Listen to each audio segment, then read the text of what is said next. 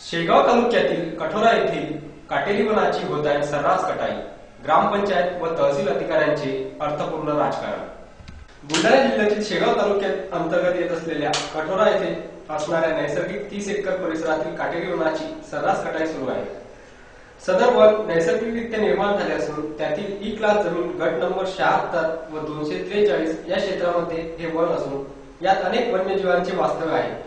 सदर काटेरी वनातील वन्यजीवांचा परिसरातील शेतकऱ्यांच्या शेतीला व पाळीव प्राण्यांना धोका असल्याचे कारण पुढे करीत येथील ग्रामपंचायतीने ठराव घेऊन सदर काटेरी वन तोडण्याची परवानगी उपविभागीय अधिकारी कार्यालय खामगाव यांच्याकडे मागितली होती।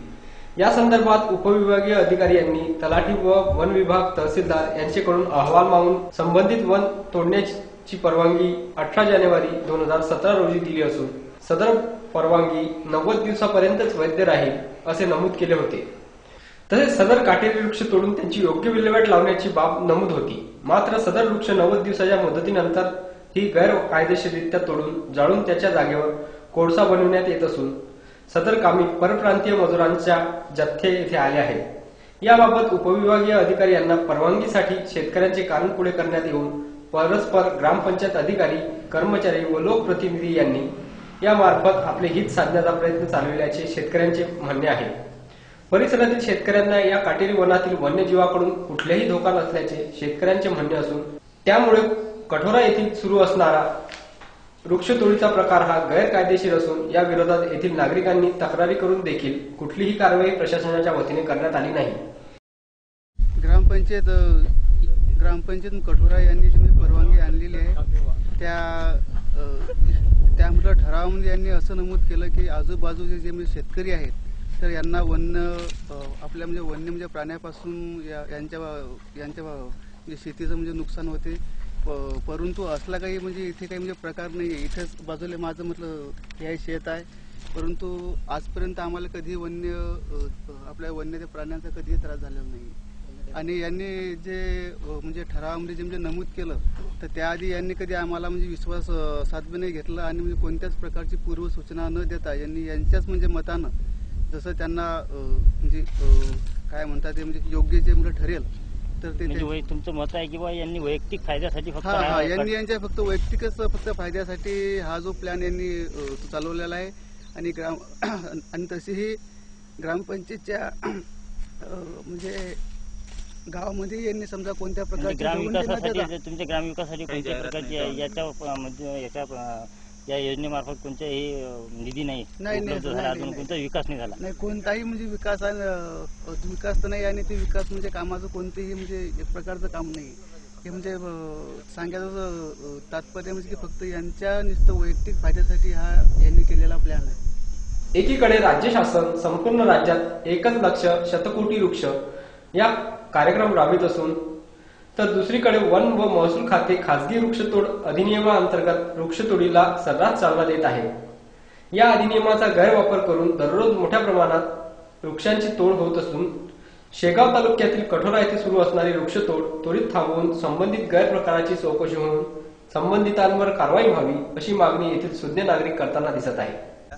आम्ही कठोरा मौजे येथील नागरिक असून वेळोवेळी आम्ही शासनाकडे 2 वेळा तक्रार केलेली आहे। अगोदर कलेक्टरकडे, नंतर तहसीलदार साहेबांकडे, पण वेळोवेळी या कोळशावाल्यांचा परवाना संपल्यानंतर सुद्धा हे रॅकेट इथं चालूच आहे।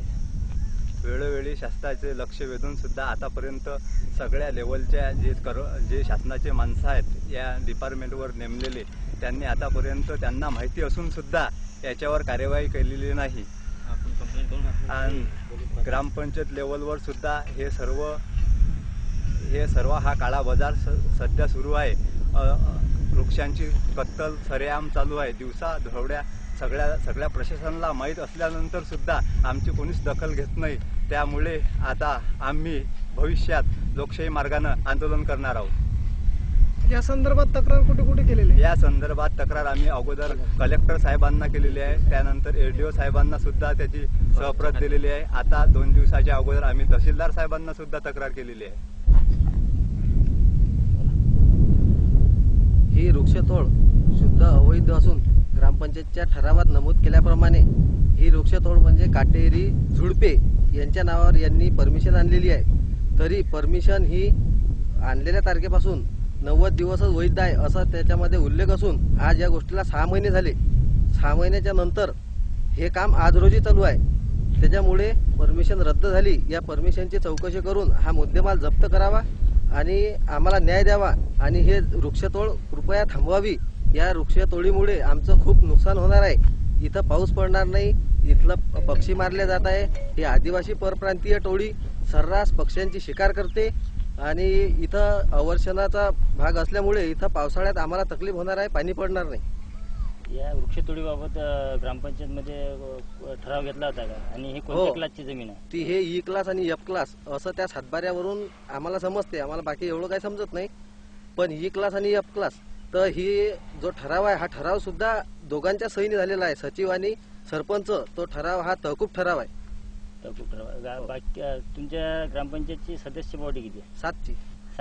7 सदस्याची सहाय्य आहे का त्याची? याच्यावर सही नाही. ठरावावर दोनच सही आहेत फक्त. परमिशन मुळात परमिशनच आता उल्लंघन होऊन गेलेलं आहे तिचं. 90 दिवसात त्यांनी करायचं होतं. आज त्या गोष्टीला 6 महिने होऊन गेले. हे परमिशनच बाद आहे.